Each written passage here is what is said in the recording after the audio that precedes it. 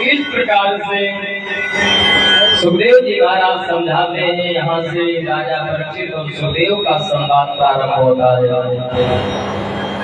सुखदेव जी महाराज ने बताया, कहा राजन, मन को भगवान के चरणों में लगाना चाहिए।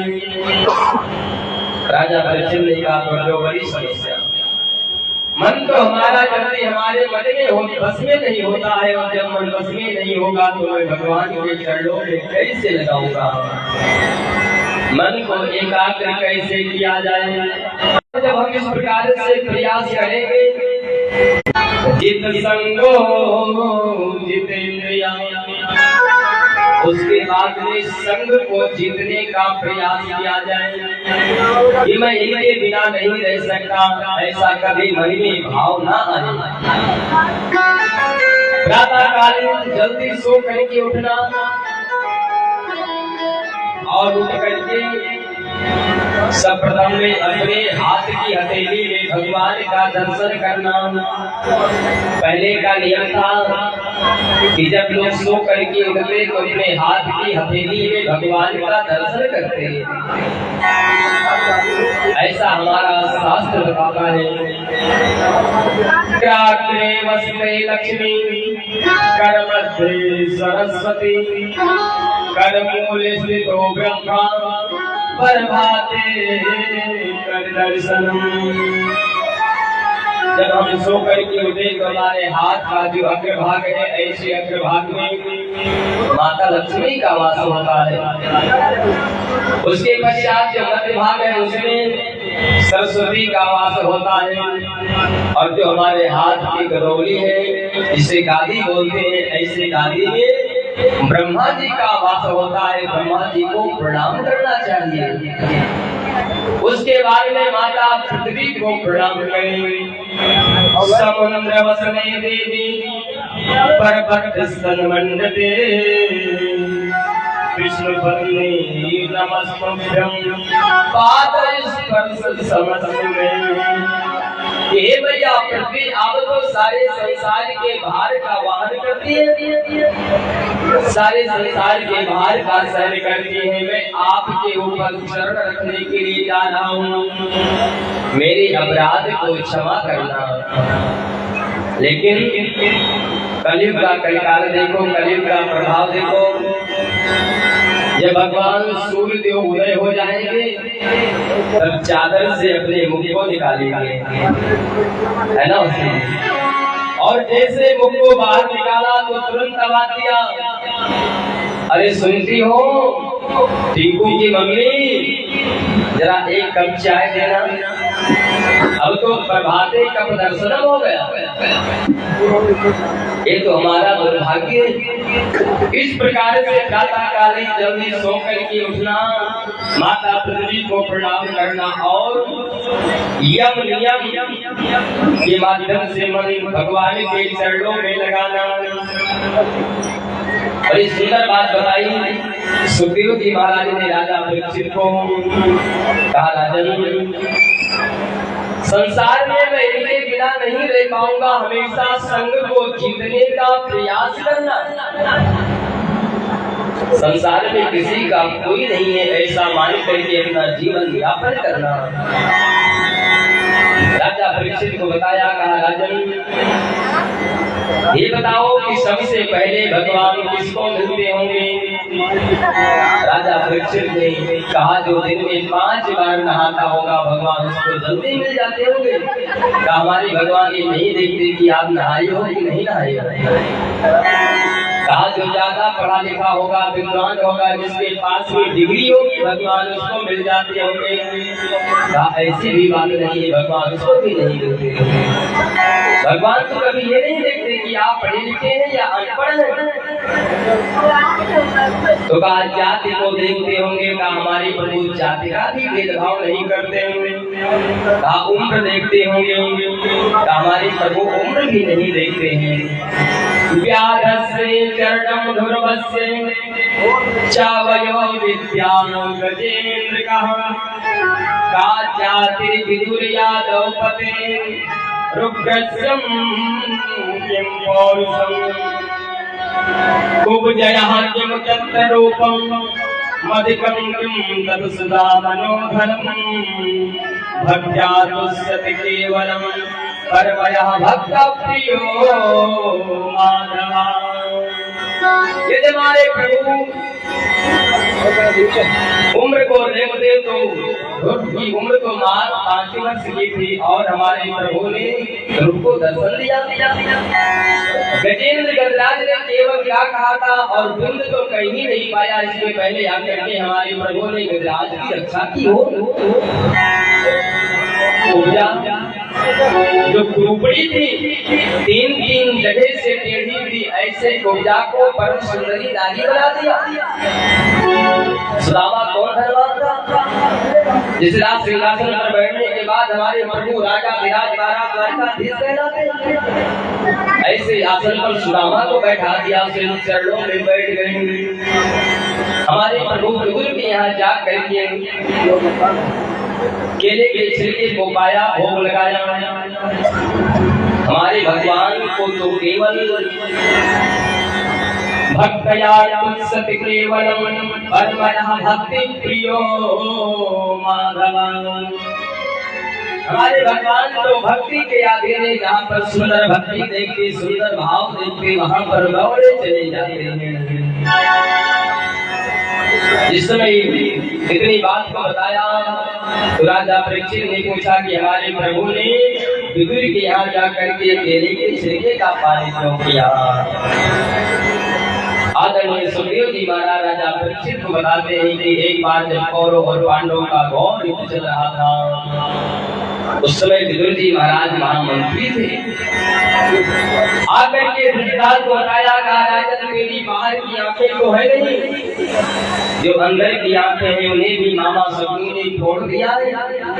अरे 5 पांडव तुमसे कमजोर नहीं है, केवल तेरा सम्मान कर रहे हैं, उनको रक्षा करेंगे, जलने से बचाओ। सज्जनों, जब इस प्रकार से समझा रहे थे तो दुर्योधन आ गया और कहा अरे विदुर तू मंत्री है और मेरे पिता को मेरे बारे में तोड़ फोड़ लगाते हो, चले जाओ, आज के बाद मेरे राज्य में दिखाई मत पड़ना। आज तुमने अपने मंत्री पद को त्याग दिया, जाकर के विद्वानी के साथ में कदली स्तंभ के मध्य में रहने लगे। से युक्त द्वारिकाधीश आ रहे हैं, जगह जगह मंगल कलश रखे हुए हैं, अटलिकाएं बनी हुई हैं। जिस मार्ग से हमारे कन्हैया आएंगे उसमें पुष्पों को बिछवा दिया है, फूलों की वर्षा हो रही है। देखते देखते हमारे प्रभु पहुंचे मंच के ऊपर और जो बहुत ही सुंदर सिंहासन था, ऐसे सिंहासन पर बैठ गए। सभा में सबसे पीछे दीवार से सर को लगा करके विदुर और दुरानी दोनों खड़े थे। और जैसे हमारे प्रभु की नजर पड़ी विदुर के ऊपर, तुरंत कहा दुरानी देखो हमें प्रभु देख रहे हैं। तो देखो हमारा कन्हैया हमें देख रहा है। राम देखे सिया और सिया राम को, चारों अखियां लड़ी की लगी रह गई। आज भक्त और भगवान का अद्भुत दृश्य है और ऐसा लगता है कि मानो हमारे प्रभु इशारा कर रहे हैं कि विदुर मैं तेरे यहाँ जरूर आऊंगा। नजर में नजर से मुलाकात करनी, रहे मौन दोनों मगर बात करनी। दुर्योधन ने कहा प्रभु आज आपके आने से मैं धन्य हो गया, कृतार्थ हो गया, लेकिन आपका आगमन क्यों हुआ मैं नहीं जान पाया। हमारी कन्हैया मुस्कुराए और कहा दुर्योधन तुम तो सुयोधन हो, लेकिन मैं तुम्हें दुर्योधन कहता केवल इतना बताओ कि पांचों पांडव कौन है। कहा वो तो हमारे काका के पुत्र हैं। कहा आपके चचेरे भाई हुए। कहा बिल्कुल हुए। कहा तो ये बताओ जब तुम्हारे काका के पुत्र हैं, चचेरे भाई हैं, तो क्या आधे राज्य के अधिकारी नहीं हुए। लेकिन मैं आधा राज्य देने के लिए नहीं कहता हूँ, केवल इनको 5 गांव दे दो, उसी से मैं इनको संतुष्ट कर दूंगा। और जैसे इतनी बात को सुना तो दुर्योधन आग बबूला हो गया। सुच्यम कृष्णेव दस्यामि बिना युद्धे के सवाल। अरे केशव ये क्या कह रहे हो, मैं तो सुई के नोक की बराबर की जमीन में नहीं दे सकता बिना युद्ध के।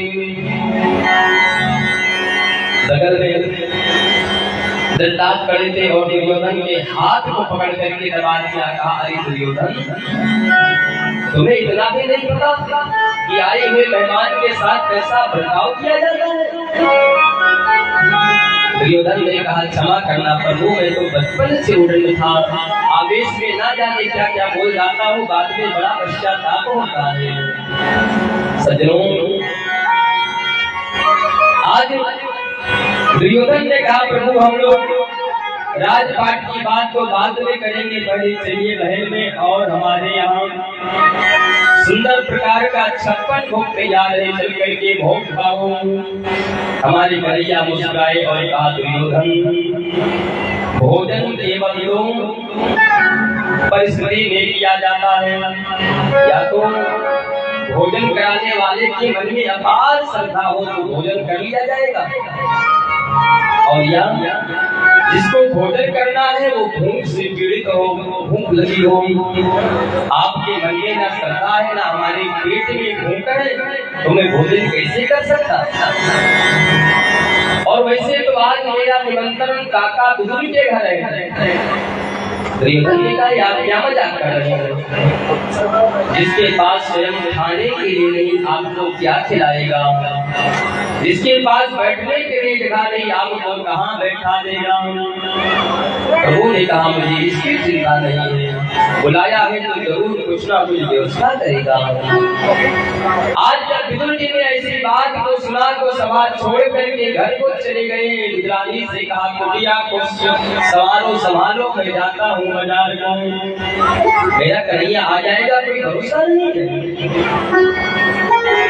और इधर हमारे प्रभु दुर्योधन की सभा को समाप्त कर दिया और चल पड़े। आज हमारे प्रभु जब जा रहे हैं तो नंगे पैरों से जा रहे हैं। क्यों? क्योंकि भगवान के लिए भक्त का घर मंदिर है। आज हमारे प्रभु अपने भक्त के यहाँ नंगे पैरों से जा रहे हैं। सज्जनों आज भी भगवान आना चाहते हैं, लेकिन हमारा जो मन है पवित्र नहीं है। जल दूषित हो गया, वायु दूषित हो गई, जो भावनाएं हैं वो अपवित्र हो गई। जिस प्रकार से हम लोग कहीं जाते हैं तो सुंदर बैठता की अभिलाषा करते हैं, सुंदर स्थान को खोजते हैं, उसी प्रकार से हमारे प्रभु भी सुंदर मन को जहाँ देखते हैं वहाँ पर जाकर के पहुँच जाते हैं। बड़े सुंदर से भाव को किसी कवि ने लिखा, ने आंगन नहीं मुहारा, चंचल मन को नहीं संवारा, कैसे आएंगे भगवान, कैसे आएंगे भगवान।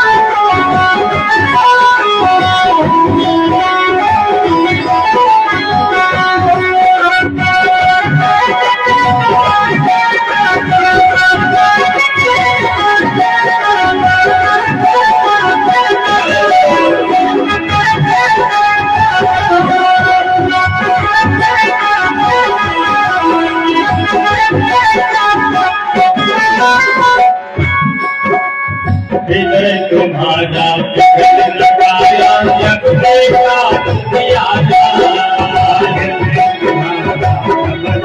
आया जब देखा तुम्हारा बिगड़ लगाया जब देखा दिया तुम्हारा बिगड़ लगाया जब देखा किसी पंथ खोले आया नहीं सहारा किसी पंथ खोले आया नहीं सहारा सुखी है करुणा की काया सुखी है करुणा की काया कैसे आएगी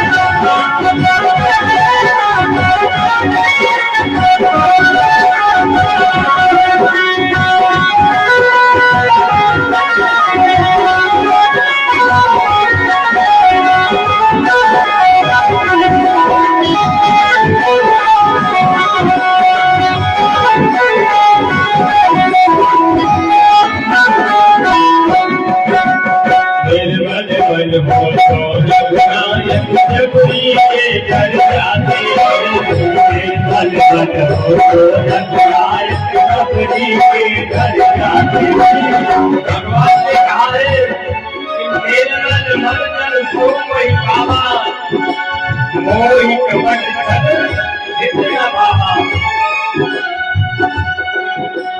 मेरे मन मन हो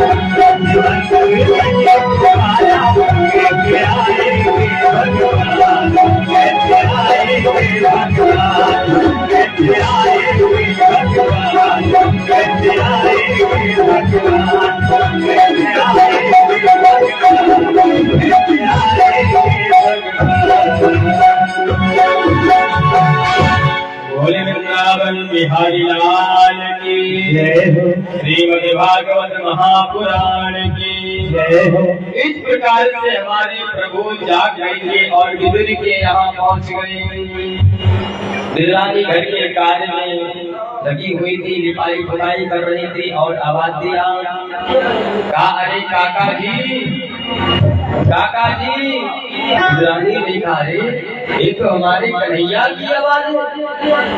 दौड़ करके गई, दरवाजे को खोला, आओ कन्हैया दिया दो।